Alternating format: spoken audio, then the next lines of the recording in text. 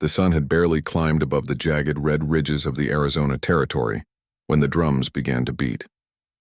Their sound rolled like thunder across the valley, deep and solemn, a heartbeat for a tribe gathered to witness judgment. Smoke from the council fire curled toward the pale sky, carrying the scent of sage and burning cedar. The people had come from every lodge and canyon hollow, their faces painted with ochre and ash. Men stood in silence, women clutched their children close, and all eyes fixed upon the center of the circle, where a white woman knelt with her hands bound behind her back. Her name was Evelyn Hart. The dust of 3 days. Captivity clung to her torn dress and tangled hair. Her face, though bruised and pale, still carried the soft grace of a woman raised far from this harsh country. She had been taken near the river while searching for her younger brother, a scout who'd vanished on a cavalry route weeks before. To the Apaches, she was not a grieving sister. She was a trespasser, perhaps a spy, caught near sacred land forbidden to outsiders. The chief stood tall before her, his face weathered by wind and sun. His voice, deep and measured, broke the silence. "She has crossed into the valley of our ancestors," he declared. "She came where white soldiers trampled our graves and burned our dead. Her people bring death, and now her blood will speak for theirs." A murmur rippled through the gathered crowd.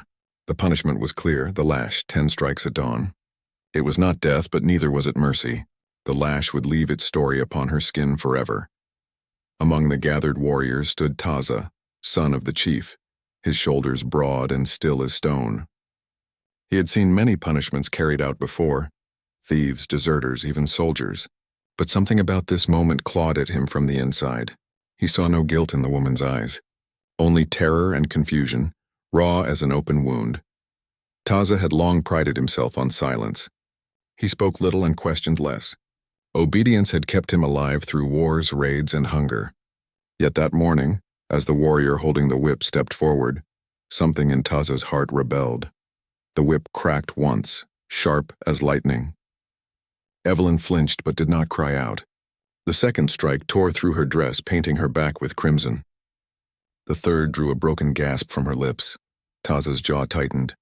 His father's gaze remained cold, unmoved. Around them the tribe watched, some with grim acceptance, others with quiet pity. To them justice was being done, but not to him.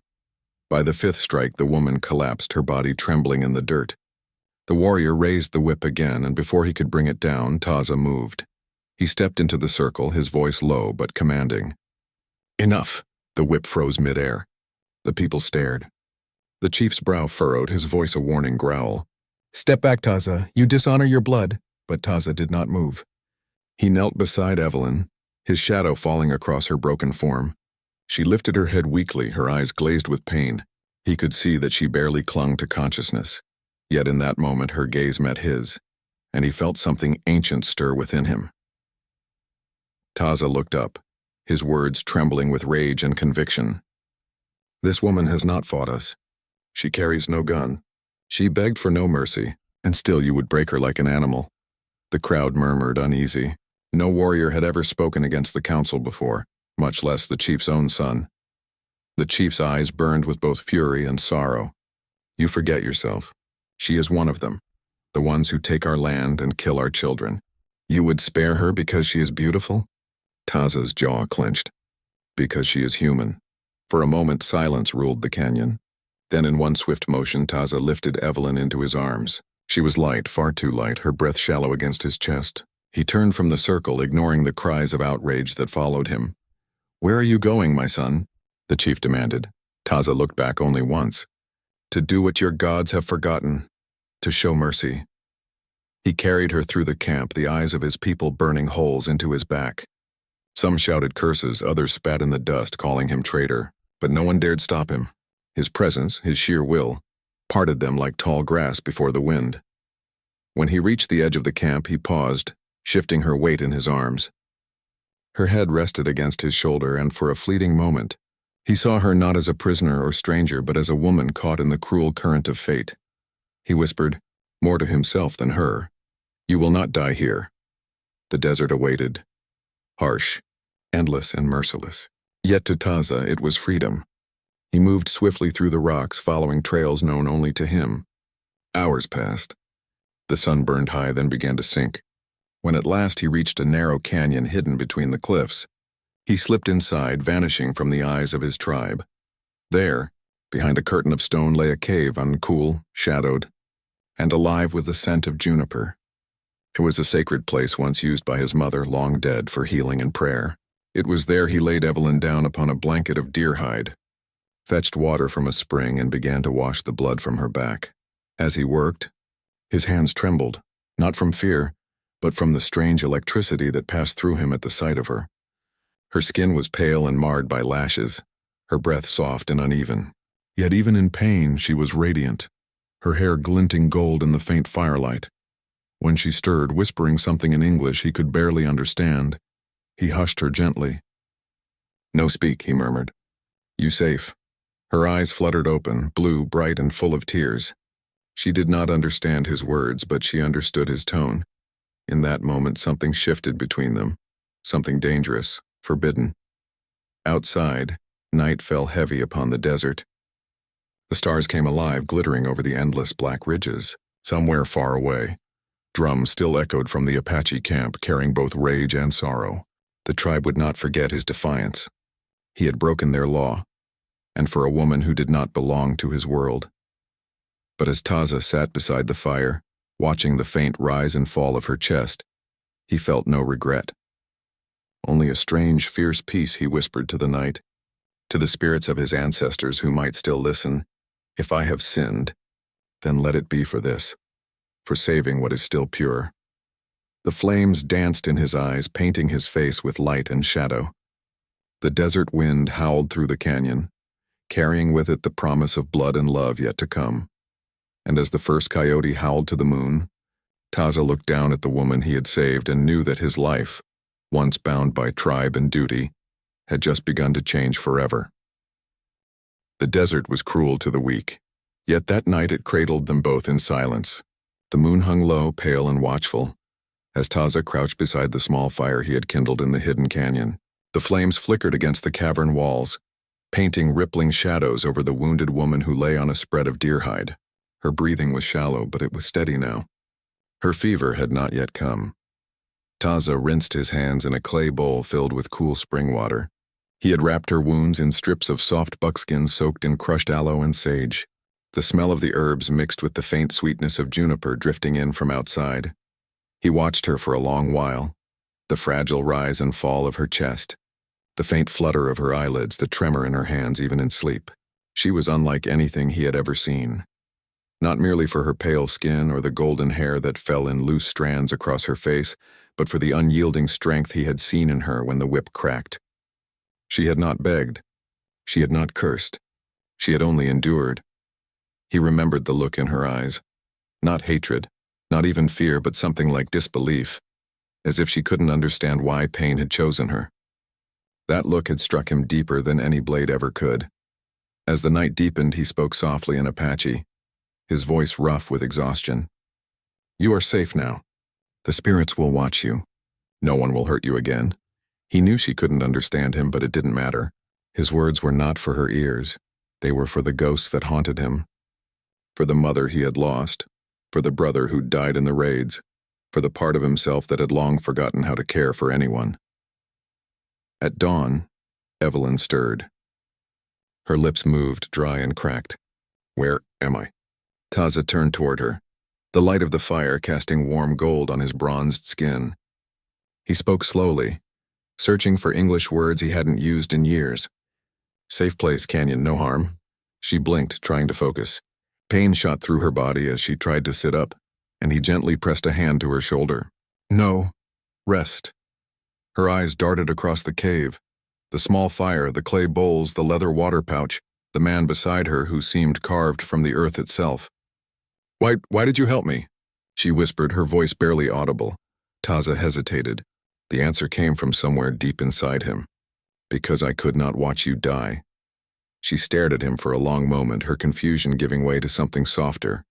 Gratitude, perhaps, or the beginning of trust. Then she closed her eyes again, her body surrendering to rest. Days passed, marked only by the slow movement of the sun and the rhythm of Taza's care. He hunted rabbits and quail with his bow, gathered roots and berries, and kept her alive with small sips of broth. Each night he listened to her quiet breathing and wondered what fate he had defied by saving her. Evelyn slowly regained her strength. The first time she managed to stand, she stumbled and would have fallen if Taza hadn't caught her. She froze in his arms, her face inches from his chest, feeling the steady thrum of his heart. For a moment, neither spoke. Then he stepped back, his eyes lowered as if ashamed of the closeness. "Thank you," she whispered. He nodded once. "You walk soon, then go home." "Home," she repeated softly, staring toward the mouth of the cave where the desert glowed gold under the afternoon sun. "If I have one left." He didn't understand her words, but he saw the sadness behind them. That night, as they sat by the fire, she tried to speak to him more. She pointed to herself. "Evelyn." He nodded, repeating carefully. Felon." Then he pointed to his own chest. "Taza." She smiled faintly, her lips curling for the first time since he'd found her.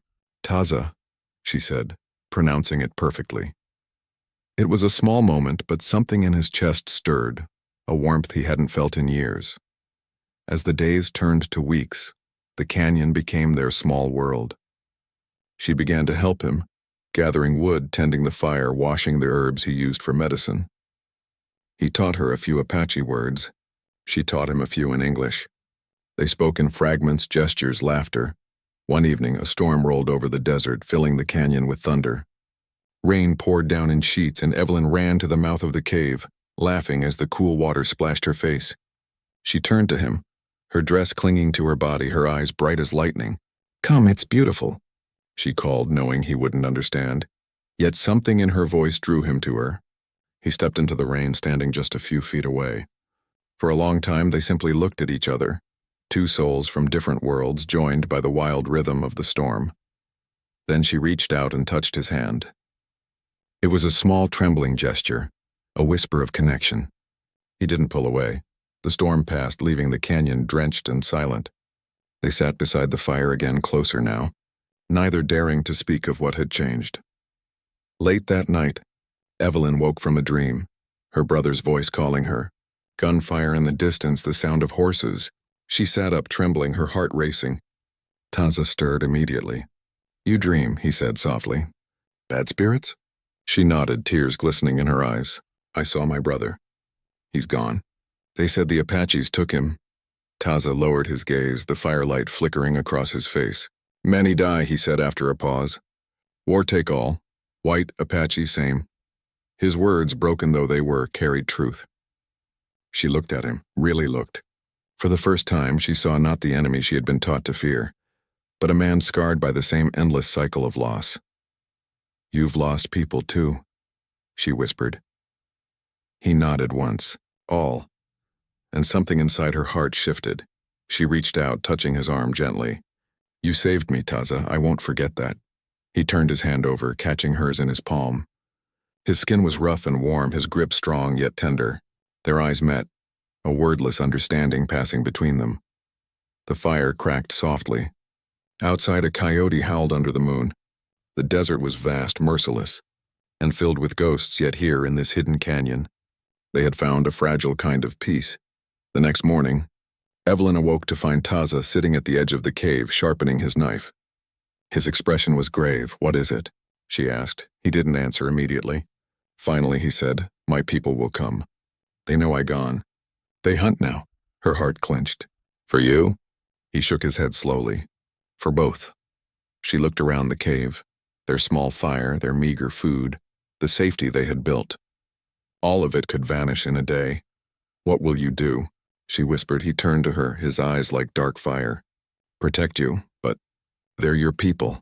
He looked away, his jaw tightening. "No tribe, no blood. No law can make me give you back." His words fell heavy between them, a promise, a defiance, and something dangerously close to love. And though she knew it might destroy them both, Evelyn felt no fear. Only the deep, unshakable certainty that her life now belonged to this man who had risked everything to save her. As the sun climbed over the canyon, its light poured across them both, a wounded woman and a warrior bound by something greater than duty or tribe. Love had taken root in the heart of the desert, and soon the world would come to test it. The desert had grown uneasy. For days Taza had felt the air shift, a restlessness among the wind. A whisper carried through the canyon like the murmur of approaching ghosts. When the sun set that night, the coyotes did not howl. Even the river below, usually loud after the rains, seemed to hold its breath. Evelyn sensed it too. She saw it in Taza's eyes whenever he paused mid-task, listening to something only he could hear. His movements had become tense, deliberate, sharpening his knife, checking his bowstring, glancing often toward the ridgeline. "They're coming, aren't they?" she asked softly. He didn't look up. "Yes, for me." "For me," he corrected. "For what I'd done." He set down the knife and met her gaze. "My father cannot forgive. I broke his law. To take you was to shame him before all." Evelyn's breath caught in her throat. "Then we have to run." Taza shook his head. "Run where?" "The desert has eyes. The wind tells them where I walk." She crossed the small cave and knelt beside him, her hands trembling. "Then fight them?" His lips pressed into a hard line. "They are my blood." The words cut through her. For the first time she saw the full weight of what he carried. Not only the danger, but the guilt. He had not only defied his tribe. He had betrayed his own father. She reached out and touched his face gently. "You did it to save me." He looked at her, his eyes dark and full of fire. "And for that, I will face them all." 3 days later they came. The first sign was smoke on the horizon, the thin gray tail of a signal fire. Then as the sun began to set, the faint rhythm of horses echoed through the canyon. Evelyn felt her heart slam against her ribs. Taza moved with calm precision, his body a storm contained. He gathered his bow, checked his arrows, and looked back at her once. "Stay here." No sound. Before she could protest, he was gone, a shadow vanishing into the rocks. She waited in the silence that followed, every heartbeat louder than the last. The wind hissed across the canyon floor, carrying the scent of smoke and sweat. When she finally peeked through the crevice at the mouth of the cave, she saw them. Apache warriors, nearly a dozen, their faces painted for battle. They moved like wolves, silent and sure. At their head rode the chief, Taza's father, a towering figure draped in red and black feathers, his expression carved from sorrow and fury alike. He dismounted slowly, scanning the canyon with eyes that missed nothing. "My son," he called in Apache, his voice echoing off the cliffs. "Taza, come out and face what you have done." The canyon swallowed the words whole. No answer came. Evelyn crouched lower, her hands over her mouth. She saw the anger in their faces, but worse than anger was the look of betrayal. These men had once fought beside Taza, trusted him. Now they searched for him as one hunts a wolf that has turned on its own. Suddenly movement, a flash of bronze in the rocks above. Taza appeared, bow drawn, his voice deep and steady. "No closer." Every warrior turned toward the sound. Arrows lifted, tension crackling like lightning. The chief's eyes found his son. "You hide like a coward?" Taza stepped from the shadows, tall and unyielding. "No, but I will not let you take her." The chief's jaw clenched. "You have broken our ways. You have shamed your people." Taza's voice trembled with both rage and pain. "And what have our ways brought us? Death, hunger. We kill and call it honor while our women starve and our children die in the dust." The words struck the air like thunder. The warriors shifted uneasily, murmuring among themselves. No one dared speak against the chief, yet none could deny the truth in Taza's cry. "She is the enemy," his father roared. "A white woman. Their soldiers killed your brother, burned your mother's grave." "I remember," Taza said quietly. "Every scar, every grave. But she is not them. She is not their guns or their greed. She is a woman, innocent, wounded. And I will not let her pay for what others have done." For a moment, the old man's fury faltered. He looked at his son, his proud, reckless son, and saw the ghost of the woman he'd once loved, Taza's mother, whose compassion had been her undoing. "You are your mother's child," the chief said bitterly. Her heart betrayed her too. "Then let me carry her sin," Taza answered. "But I will not return without her." The chief's expression hardened.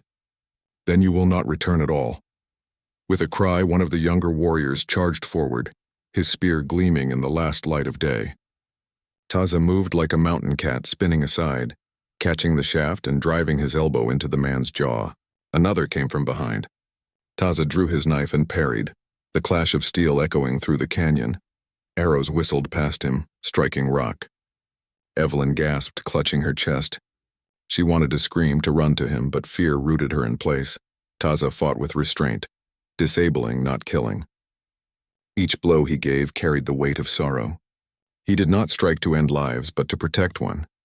Blood ran down his arm, but he did not falter. Finally, when the dust settled, 3 warriors lay groaning on the ground, and the rest had fallen back. Only the chief remained standing before him, spear in hand.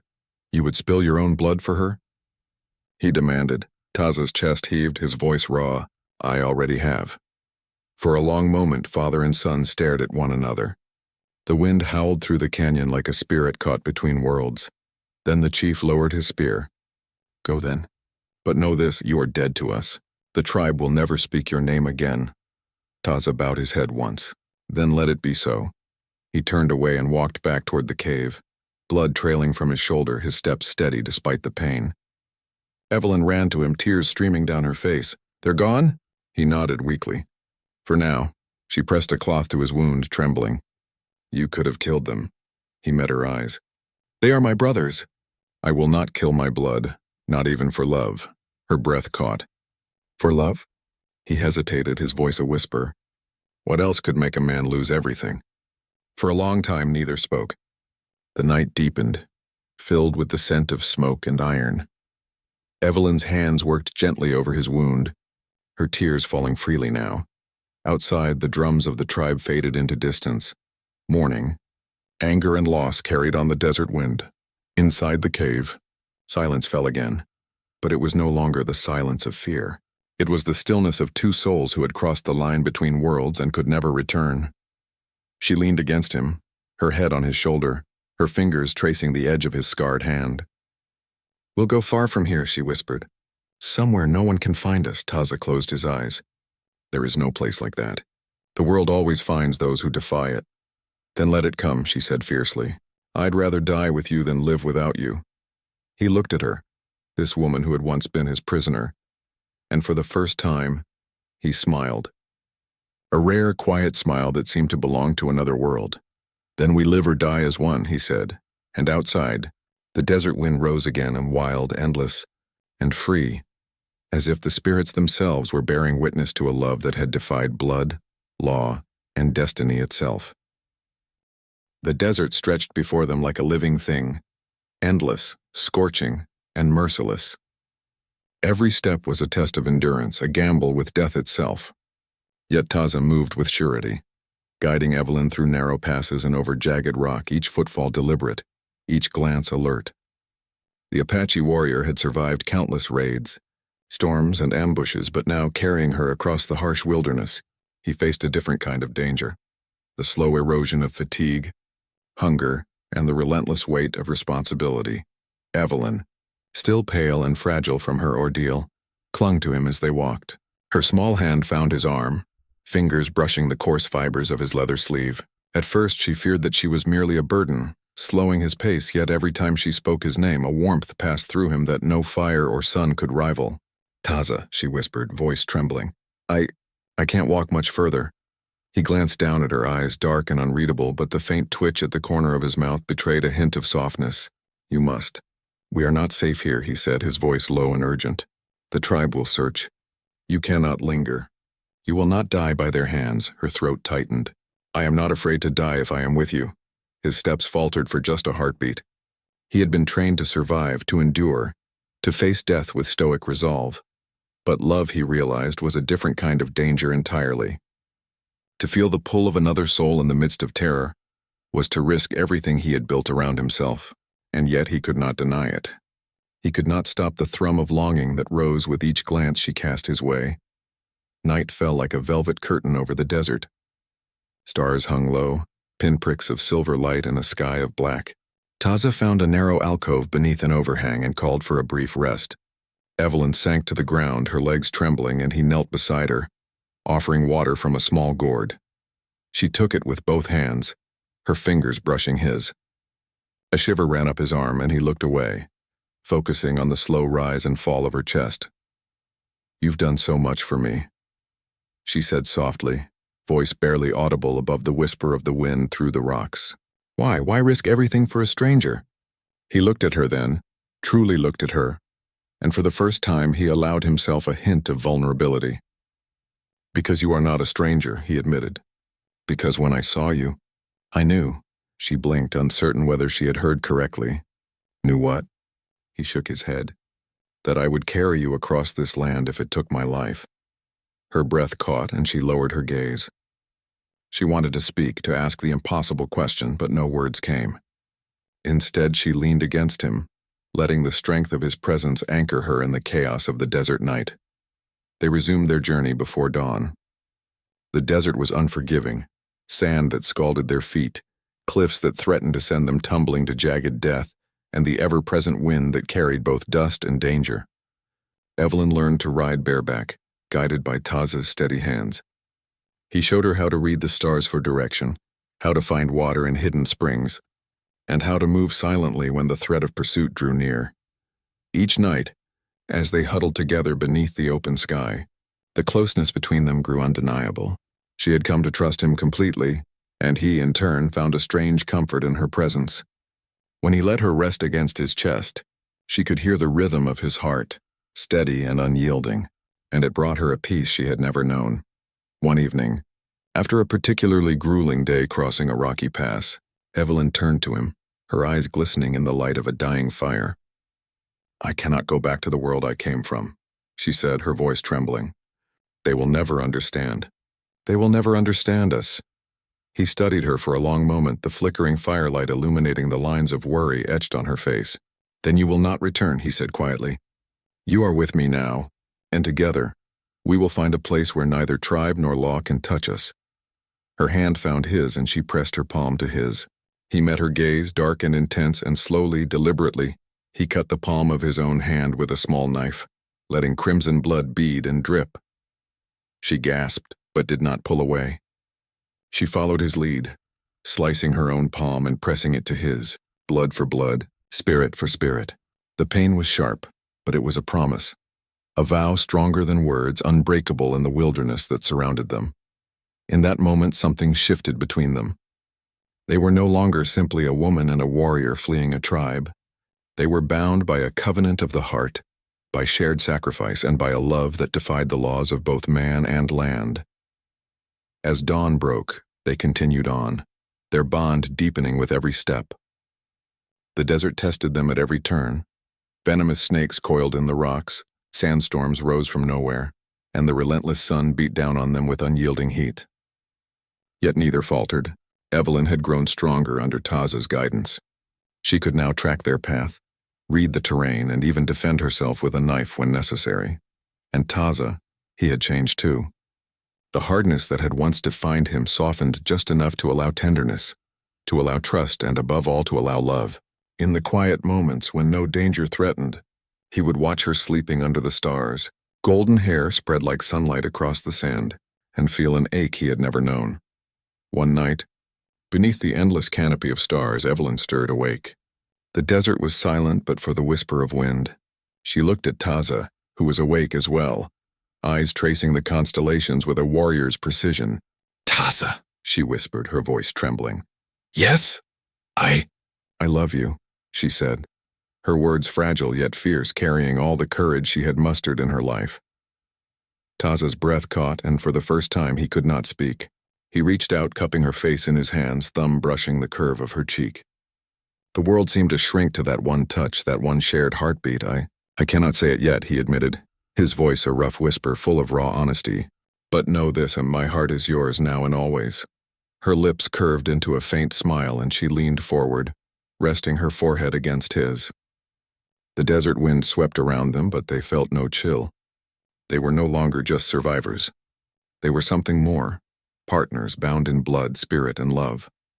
Days later, their journey brought them to a narrow canyon pass. Taza paused, scanning the horizon. We will not return to the tribe, he said. We will cross the mountains. Beyond them lies the valley, quiet, hidden.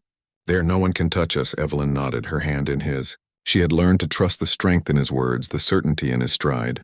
Together they stepped forward into the unknown, into a future that would test them, challenge them, and ultimately define them. With every step, the desert faded behind them, replaced by the promise of freedom, love, and a life carved out by their own hands. They were no longer fugitives. They were united by a bond that death, distance, or desert could never break. And beneath the endless sky, Taza and Evelyn moved forward as one, warrior and woman, spirit and blood, love and destiny intertwined forever. The canyon had long since swallowed the echoes of their flight. Months had passed since Taza and Evelyn fled across the desert, bound by blood and spirit, their love tested by heat, hunger, and the constant threat of pursuit. They had carved a hidden life among the jagged cliffs and secret springs, far from the eyes of both tribe and settlers. Yet the world, relentless as the desert sun, had a way of reaching even the most hidden corners. It began with whispers. Travelers moving along the valley spoke of a pale woman riding beside a tall, dark warrior. Then came sightings, a flash of golden hair at the edge of a canyon, a shadow moving like a phantom across the ridges. The tribe could not ignore it. Even Taza's father, now tempered by time and reflection, had begun to sense that his son and the woman had survived. Yet Taza and Evelyn had changed. Their fear had hardened into purpose and purpose into resolve. The woman who had once trembled under the lash now rode with steady grace, her arms steady on her horse, eyes sharp and clear. She had learned to read the land as Taza had, to hunt, to navigate, to survive. And more than survival, she had learned to love him, fully, recklessly, with a depth that only true danger could forge. The decision came quietly, in the early light of a desert dawn. Taza had heard of a neighboring settlement struggling under the strain of a recent drought. The tribe he had once called his own, still angry and bitter from the months of drought and dwindling game, now faced starvation. Crops had failed. Wells had run dry. The people who had denounced him were now on the brink of desperation. Evelyn suggested they return, not as fugitives, but as bearers of help. At first Taza resisted. Pride, fear, and the memory of betrayal kept him silent. But she placed her hand on his arm, warmth against the calluses of a warrior's life. "We can help them," she said softly, her voice carrying the authority of compassion. "We can show them a way forward. We can save them." Together, the warrior in him hesitated. To return was dangerous. To defy the tribe again could mean death. Yet the man in him, the one who had lifted her from the ground after the lash, who had sworn to protect her above all else, recognized the truth in her words. Compassion, he realized, was a weapon as powerful as any spear or arrow. When they arrived at the tribe's camp, it was with supplies from the nearby settlement, sacks of grain, dried meat, clay water jugs. Word of their return spread quickly. Many warriors eyed Taza with suspicion, others with hostility, and still others with cautious hope. The chief, now older and slower, met them at the edge of the council fire, his face shadowed by the fading sun. "You have returned," he said, voice low, but not unkind. "After months, after shame and exile. You risked life and blood for what?" Taza did not flinch. He handed over the grain and water. "For the people," he said simply. "The tribe suffers. The land suffers. This can help." The chief's eyes narrowed, tracing the line of Evelyn's face, the strength in her posture. He saw in her a bridge between worlds, and between settlers and Apaches, between rage and mercy.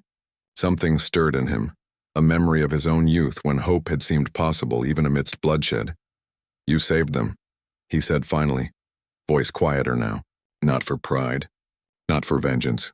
Then perhaps we have been blind." Evelyn stepped forward, speaking carefully but earnestly. She did not speak of love yet. She spoke of survival, of the land, of the people who relied on their guidance. "Your tribe can endure," she said, "but only if you work together and with your hands, with your hearts. Hate will only bring death. Trust will bring life." The council murmured, the tribe hesitating between skepticism and recognition. The gifts they had brought were tangible, yes, but it was the spirit behind them that struck the deepest chord. Over the following days, the camp transformed. Taza and Evelyn worked tirelessly, helping repair lodges, distributing water, showing how to store grain and hunt effectively. They taught patience and strategy, listening as much as they instructed. Slowly, old grudges began to loosen. Warriors who had once sought to kill Taza now saw him as both protector and teacher. The chief watched silently at first, his face unreadable.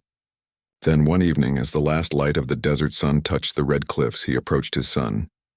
"You are my shame," he said, voice heavy with unspoken pain. "You defied me and I hated you for it, yet now I see that you acted not from weakness, not from foolishness, but from strength. Love is stronger than law, stronger than anger, stronger than blood." Taza lowered his head, eyes meeting his father's. "I acted as I must," he said. "I chose mercy as our people have too often forgotten it." The chief sighed, the weight of years and grudges lifting slightly. "Then perhaps you are not lost to this tribe. Perhaps your heart has reminded us what we long ago forgot. It was a quiet redemption, not heralded by drums or ceremony, but by acknowledgement and understanding. That night, after the fires dimmed and the tribe slept under the stars, Taza led Evelyn to the edge of the canyon, the very place where she had first fallen beneath the lash and he had taken her in his arms. The red cliffs glowed softly in the moonlight, sacred and eternal, the wind carrying their whispers across the desert. Taza took her hand, rough and scarred, and pressed it to his chest. "You have healed me," he said, voice low and reverent. "Not just my wounds, but my soul. You brought life back into a heart long dead to the world." Evelyn leaned against him, tears shining in her eyes. "And you saved me," she whispered. "From cruelty, from fear, from a life without hope. I am yours, Taza, as you are mine. Whatever comes, whatever the world demands, I am yours." He bent and kissed her gently, not a fleeting touch, but a seal of everything they had endured. Their love, forged in pain, tested by danger, and tempered by sacrifice, was now unbreakable. The canyon around them was still, bearing witness to their union. The stars overhead seemed to shine brighter, as if approving of this defiance of fate, this victory of love over fear. In the following days, the tribe slowly accepted Evelyn as part of their lives. She taught the women new ways to preserve food, to tend children, and to heal wounds. Taza remained beside her, both protector and partner, leading the warriors in hunts and training the young men. Together they became a symbol, proof that even in a harsh, unforgiving land, love could bridge worlds, heal old wounds, and inspire unity. The old chief, now softened by time and reflection, called Taza to stand beside him during the council. "You were not weak for loving her," he said to the gathered warriors. "You were strong enough to remind us we still have hearts, and that is more powerful than any spear or arrow." The tribe murmured, some in disbelief, some with quiet respect. Taza did not speak. He only looked at Evelyn, whose hand found his, fingers entwined, their palms pressed together, and blood and spirit forever mingled. Years later, travelers would speak of the pale woman and the tall Apache warrior who lived beyond the desert's edge, who rode with unmatched skill and hunted with quiet reverence. They spoke of a love so fierce it could bend law, tribe, and fate itself. And in the hidden canyon where blood had first fallen and mercy had first been chosen, Taza and Evelyn stood together, watching the sunrise over the red cliffs, knowing that they had survived, thrived, and loved, against all odds, against all laws, against all the cruelty the world had thrown at them. "You were the wound that healed me," Taza whispered to her as the wind carried their words across the canyon. "And you were the courage that saved me," she replied. Hand in hand, warrior and woman, they walked into the dawn free, unbroken and united forever.